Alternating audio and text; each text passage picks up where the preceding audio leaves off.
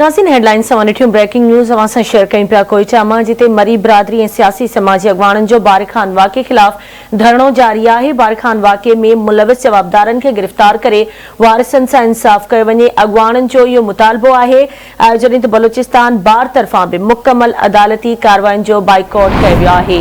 Breaking news अवां सां share कयूं पिया कोयटा में मरी बिरादरी ऐं सियासी समाजी अॻवाननि जो बारिखान वाक़े ख़िलाफ़ धरणो जारी आहे।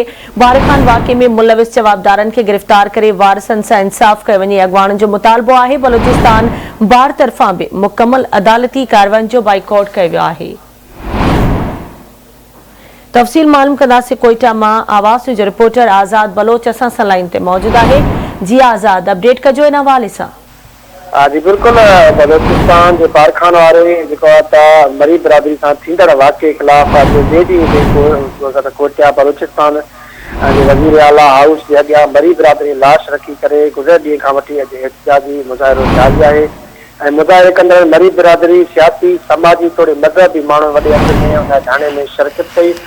मुज़ाहिरनि जो चवणु आहे त तेसिताणी असांजे क़त्ल में मुलविज़ माण्हू गिरफ़्तार न कयो वेंदो, ओसिताणी असांजो धरणो जारी रहंदो।